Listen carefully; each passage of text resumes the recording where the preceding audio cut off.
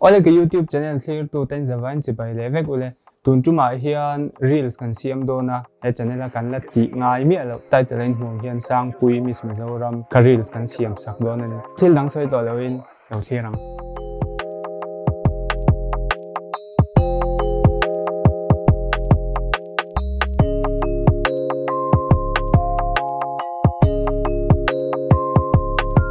ama sabera jong basic idea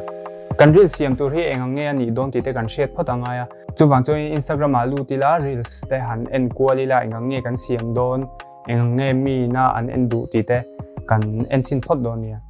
ole basic idea kan nei ta ka chuan le kan subject hi mei chia ani pa bok nen tlema nu lampang deuh hleka kalpui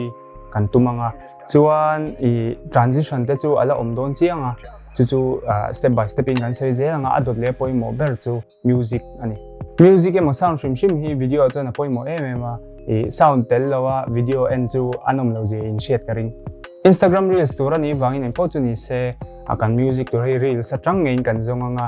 chuan enge tunlaya trending de hlek ti te kan en le don ani music chu kan huto ma se YouTube hian copyright strike bin pe me thema poilo turangai la content atan chuan ka play chinanga in share vek tho chu ka ring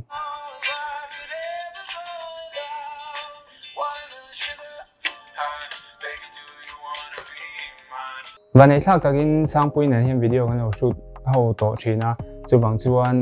reel satan chuan ka du thu chu sam lawanga ma se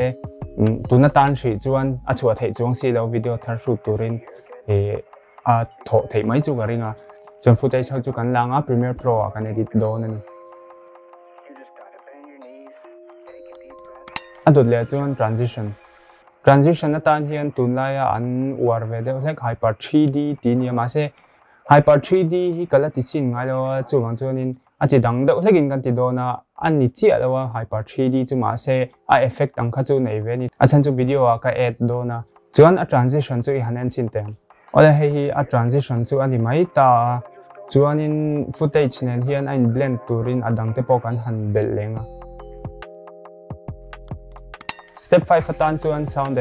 effect hi video hina apoi mo emema nima sela tuna hi chuanin chete chawan bel don ani kan war lawanga ati mu nom tu engemo ati reels tu tibayang TikTok reels ti vela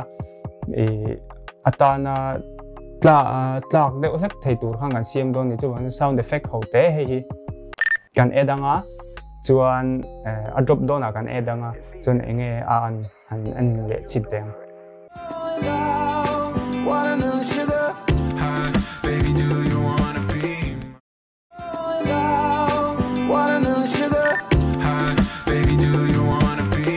Toberatan color grading kan video hi tuna she chun alang flat emema saturation tel om lawa ala tak lawa adang bul tani chu kan siam thadon ani kan color grade anga chuan kan reels tu chu kan siam zo tuna kan video edit chu lo en chin teang